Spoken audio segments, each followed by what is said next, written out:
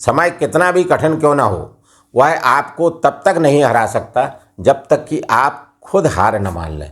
इसलिए कर्म करें, धैर्य रखें और विश्वास को कभी भी डगमगाने न दें। साथियों नमस्कार, मैं आर.एस. खरे अपने चैनल मात पित्त ज्योतिष ज्ञान के माध्यम से आप सभी दर्शकों का हार्दिक अभिनंदन स्वागत करता हूं।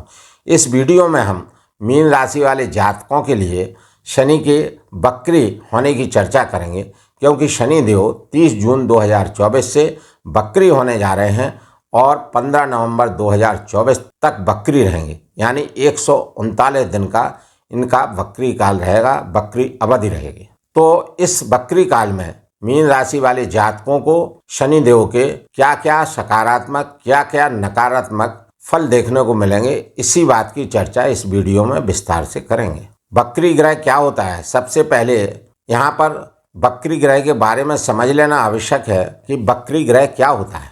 सौर मंडल में सूर्य के चारों तरफ ग्रह परिक्रमा लगाते रहते हैं और उनमें से कोई भी ग्रह अपनी गति से परिक्रमा लगाते लगाते जब उस गति से कम गति में चलने लगता है, उसके परिक्रमा लगाने की, उसके चलने की गति धीमी हो जाती है, तो बाकी ग्रह उससे आगे निकल जाते हैं और वह ग्रह पीछे रह जाता है। और पृथ्वी से देखने पर ऐसा प्रतीत होता है कि ग्रह उल्टा चल रहा, वक्री चल रहा, जबकि ग्रह सदैव मार्गी ही चलते हैं। केवल 2 ग्रह ऐसे हैं जो वक्री चलते हैं, राहु और केतु सदैव वक्री चलते हैं, सूर्य और चंद्र सदैव मार्गी चलते हैं, लेकिन मंगल, बुध, बृहस्पति, शुक्र, शनि, ये 5 ग्रह ऐसे हैं जो मार्गी और वक्री होते रहते हैं। तो इन 5 ग्रहों में शनि देव महाराज 30 जून से वक्री होने जा रहे हैं।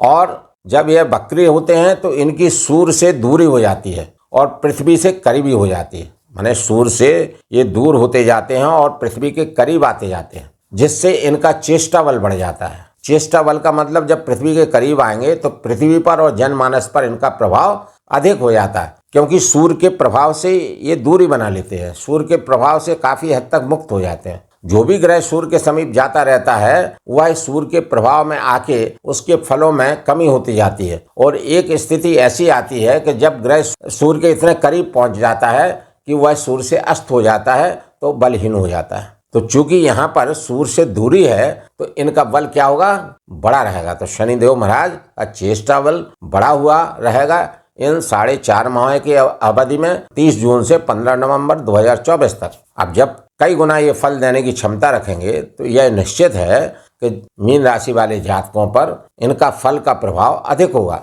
अब वो जो प्रभाव अधिक होगा वो शुभ प्रभाव भी हो सकता है और अशुभ प्रभाव भी हो सकता है। वह अशुभ और शुभ प्रभाव निर्भर करेगा मीन राशि वाले जातकों के लग्न कुंडली पर कि शनिदेव महाराज की लग्न कुंडली में क्या स्थिति है। शनिदेव महाराज उस लग्न कुंडली में योग कारक हैं कि अकारक हैं, शुभ बैठे हैं कि अशुभ बैठे हैं। शुभ हैं तो उनका अंश बल बड़ा होगा, शुभ हैं तो वो उच्चस्थ होंगे तुला राशि में, सूर्य के साथ अस्त नहीं होंगे और बलाबल में ठीक होंगे। तो ये शुभ शनि की स्थिति है।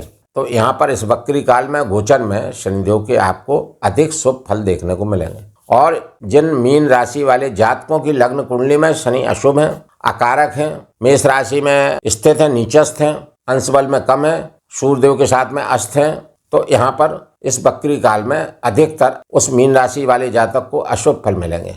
इसीलिए मीन राशि वाले जातक करोड़ों की संख्या में है, लेकिन सबको शुभ फल प्राप्त नहीं होते, न सभी को अशुभ फल प्राप्त होते हैं। कुछ को शुभ फल मिलेंगे, कुछ को अशुभ फल मिलेंगे और यह निर्भर करेगा लग्न कुंडली में शनिदेव की स्थिति पर, जैसा मैं पूर्व में बता रहा हूँ। अब शनिदेव जब कुंभ राशि में वक्री होंगे, मीन राशि वाले जातकों के द्वादश भाव में गोचर कर रहे हैं और यहाँ पर वक्री होंगे, तो ये अपने से एक घर पहले का भी फल देंगे। यानी ये द्वादश भाव में गोचर कर रहे हैं तो ये अपने से एक घर पहले माने एकादश भाव, लाभ भाव के भी फल देंगे और लाभ भाव के स्वामी भी हैं। शनिदेव को 2 राशियां मिली हैं, मकर राशि, कुंभ राशि, तो ये अपनी मकर राशि का भी फल देंगे। यानी कहने का मतलब ये है कि पूर्व में आपके जो भी कार्य छूट गए थे, जिन कार्यों को आप नहीं कर पाए थे, उन कार्यों को आप इस अवधि में कर सकते हैं। इस अवधि में वो कार्य आपके द्वारा किए जा सकते हैं और उन कार्यों से आपको लाभ भी मिलेगा। कुल मिलाकर लाभ भाव के कारक और द्वादश भाव के कारकों से आपको लाभ मिलेगा।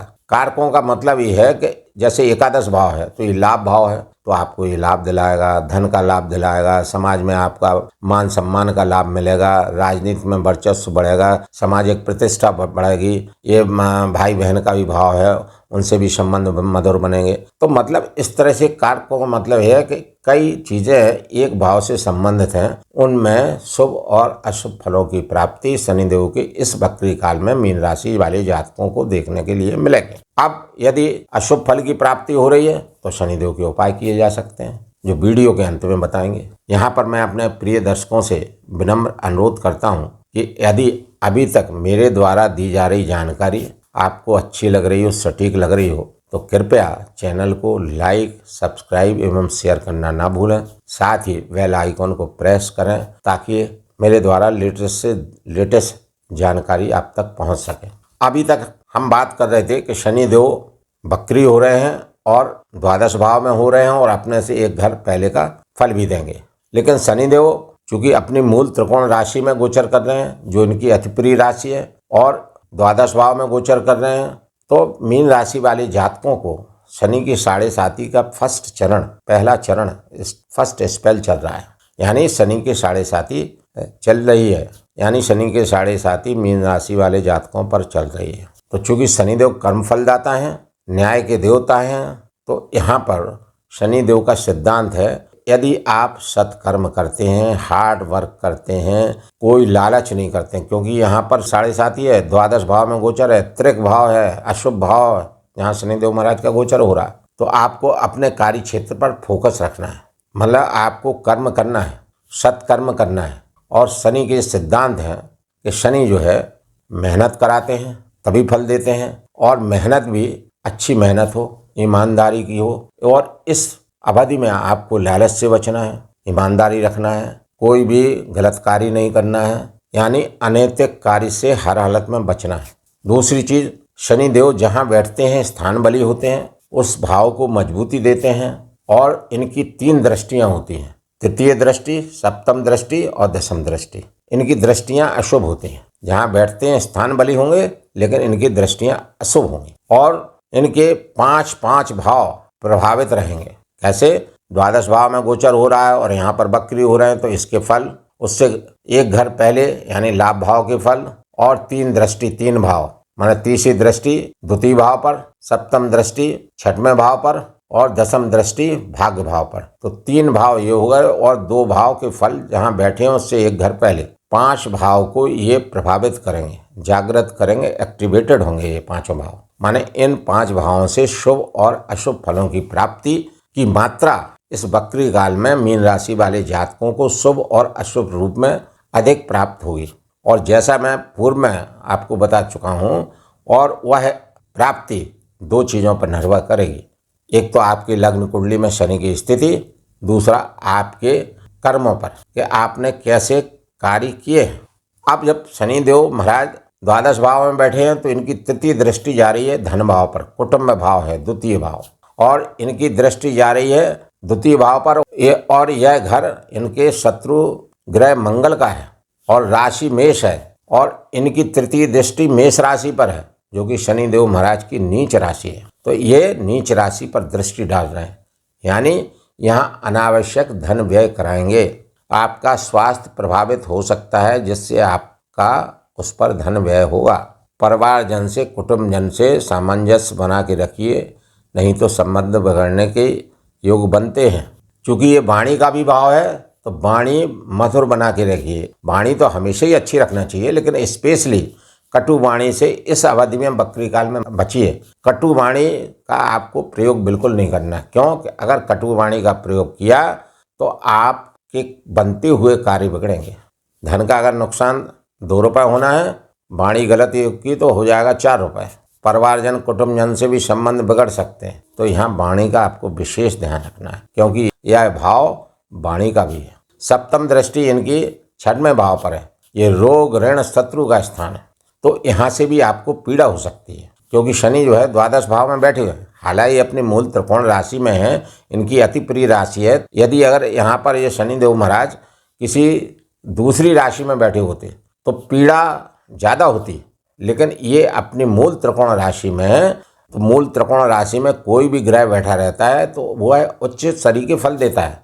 तो यहाँ पर स्थिति दृष्टि फल भी शनिदेव महाराज के मीन राशि वाले जातकों को कम ही अशुभ देखने को मिलेंगे। फिर भी शनिदेव का जो सिद्धांत है उसके हिसाब से आपको सावधानी रखना चाहिए। जैसा मैं पूर्व में कह चुका हूँ कि वाणी पर ध्यान रखना है।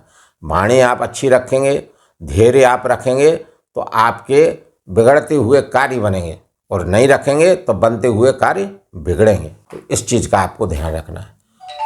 रोग का भी भाव है तो अपने स्वास्थ्य का ध्यान रखना है, खान पान का ध्यान रखिए, योगा मेडिटेशन का रखिए। शत्रु का भाव है तो वाणी को अपना अच्छा रखिए। ऋण का भाव है, ऋण लेने की नौबत आ सकती है तो अपने स्वास्थ्य पर ध्यान रखिए।